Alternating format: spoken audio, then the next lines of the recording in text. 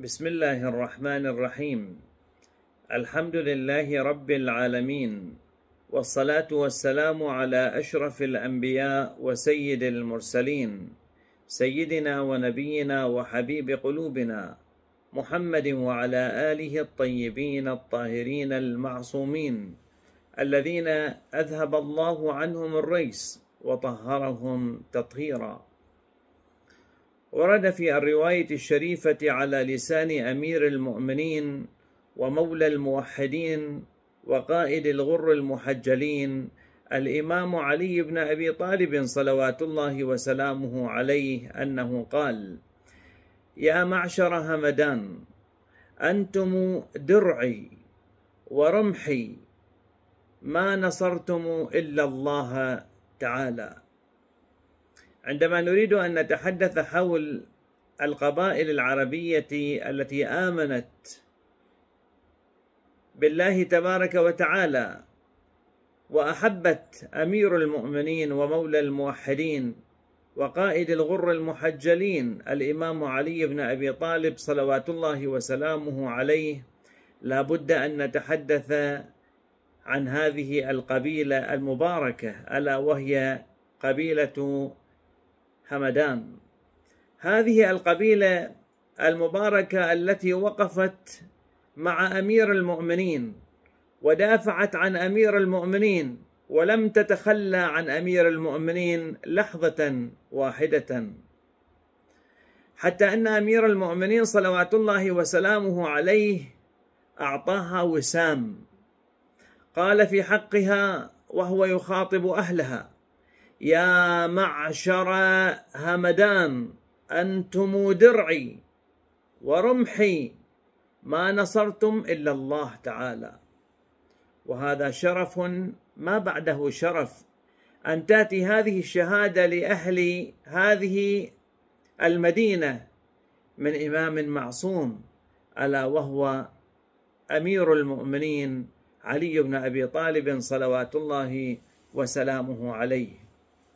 أيها الإخوة الأكارم، هذه القبيلة المباركة لم تكتفي فقط بنصرة أمير المؤمنين صلوات الله وسلامه عليه، وإنما خرجت لنا أبطالا دافعوا عن الله تبارك وتعالى، دافعوا عن الإسلام، دافعوا عن كلمة لا إله إلا الله وأن محمد رسول الله.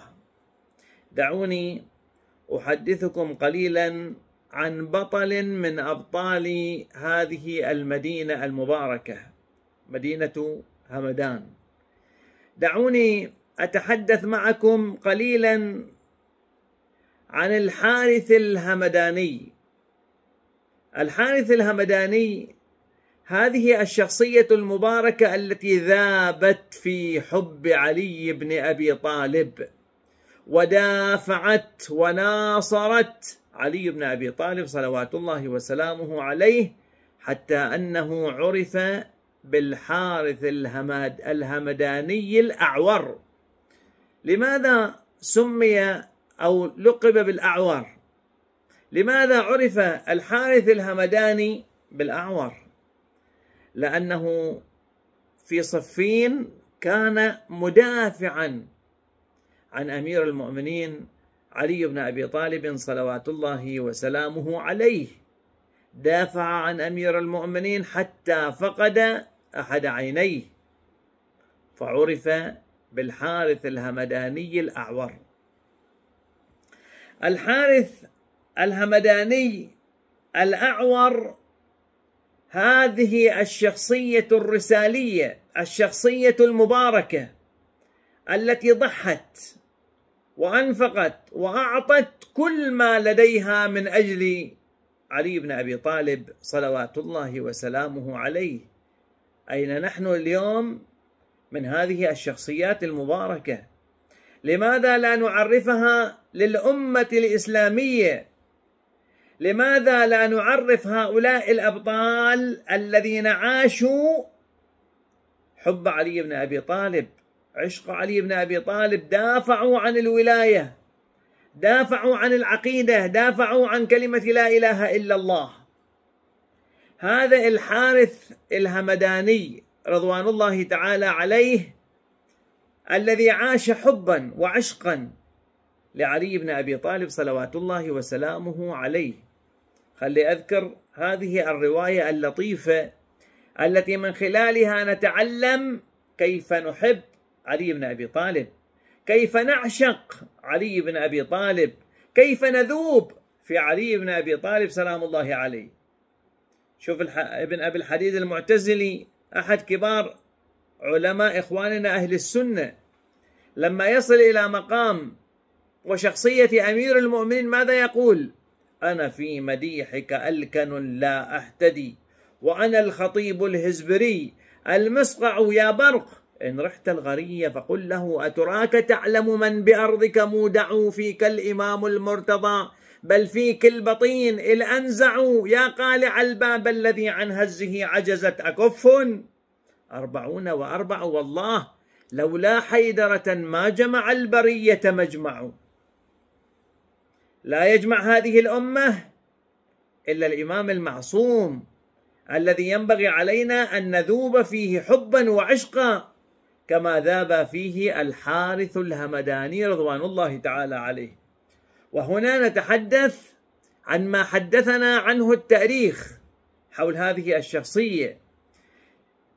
ماذا تقول الرواية؟ الرواية تقول أنه في ذات يوم جاء الحارث الهمداني من مسافات بعيدة، جاي من مسافات بعيدة إلى أين؟ إلى الكوفة. الروايات تبين أن الحارث الهمداني كان طاعن في السن. شوف التفت معي، طاعن في السن يعني جعل من عمره في حب علي، جعل من عمره في عشق علي بن أبي طالب، في السير على نهج علي بن أبي طالب، في الدفاع عن علي بن أبي طالب، لأنه يعلم أنه إذا دافع عن علي بن أبي طالب فهو يدافع عن الله، يدافع عن رسول الله، يدافع عن الإسلام. ولذلك عاش حياته كلها حب وعشق في علي بن أبي طالب صلوات الله وسلامه عليه. الحارث الهمداني جاء من مسافات بعيدة إلى أن دخل إلى أهل الكوفة، ولما وصل إلى داره في الكوفة هل دخل، السؤال هنا، هل دخل إلى داره؟ تعرفون الإنسان عادة يكون يأتي من مسافات بعيدة يحتاج إلى أن يغتسل، أن يسبغ الوضوء، يؤدي صلاته، يرتاح شوي. ما الذي فعله الحارث الهمداني رضوان الله تعالى عليه؟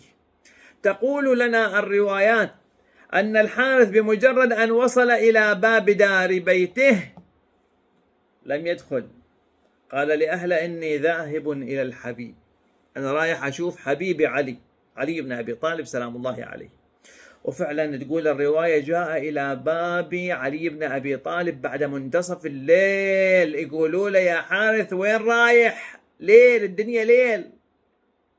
قال ذاهب إلى سيدي ومولاي علي بن أبي طالب.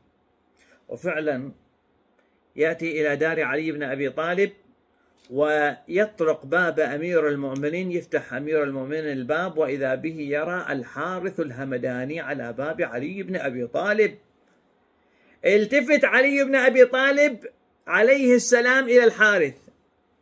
شوف حلاوة هذه الرواية، وشوف الحب والعشق لأمير المؤمنين سلام الله عليه.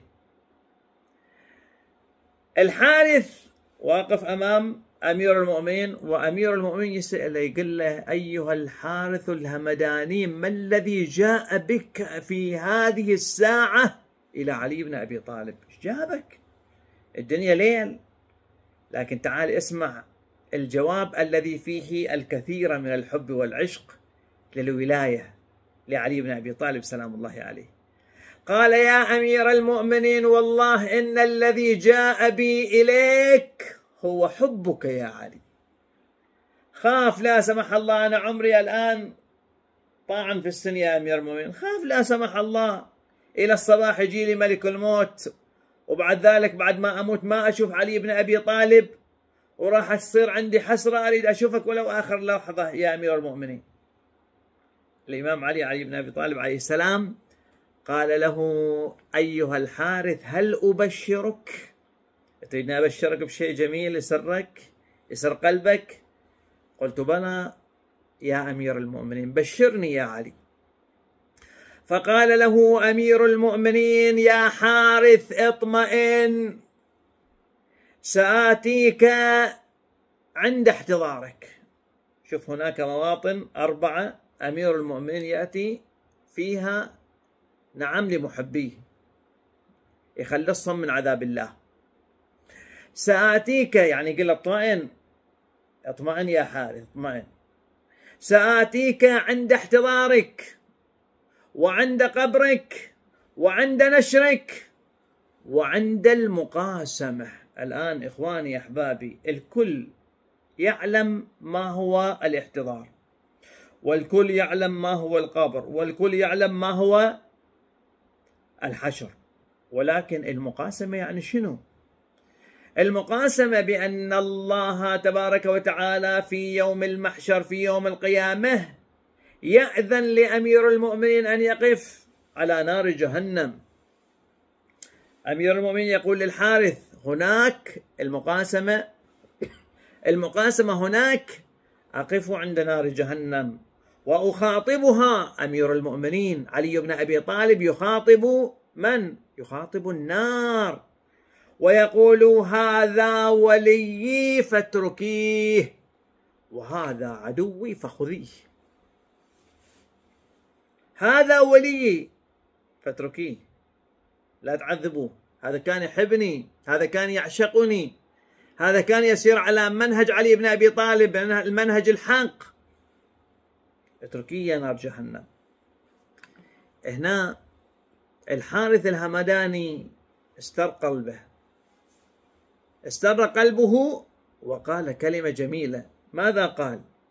قال: أما الآن فلا أبالي، بعد ما عندي خوف، أما الآن فلا أبالي على أي جنب كان مصرعي، وين ما يجيني ملك الموت أنا ما عندي مشكلة، طالما أنا راح أشوف أمير المؤمنين في عالم الدنيا، وراح أشوفه في المحشر، وراح أشوفه في القبر، وراح أشوفه نعم عند الاحتضار وعند المقاسمة، في كل هذه المواطن ال4. لا يا ملك الموت تفضل، ما عندي أي مشكلة، بالعكس هذا شيء طيب أني أموت على حب وعشق علي بن أبي طالب، وعلى السير على نهج علي بن أبي طالب صلوات الله وسلامه عليه. إذن أيها الإخوة الأكارم، لا بد لنا أن نعرف هذه الشخصيات الرسالية للأمة العربية والإسلامية. هذه شخصيات ينبغي أن يتحدث عنها الإعلام، هذه شخصيات ينبغي أن يتحدث عنها الجميع. لا بد أن نربي أبناءنا، أن نربي بناتنا، أن نربي أسرنا، أن نربي مجتمعاتنا على معرفة هذه الشخصيات التي تعلمنا كيف نعشق علي بن أبي طالب، وكيف نحب علي بن أبي طالب، وكيف نسير على نهج علي بن أبي طالب صلوات الله وسلامه عليه.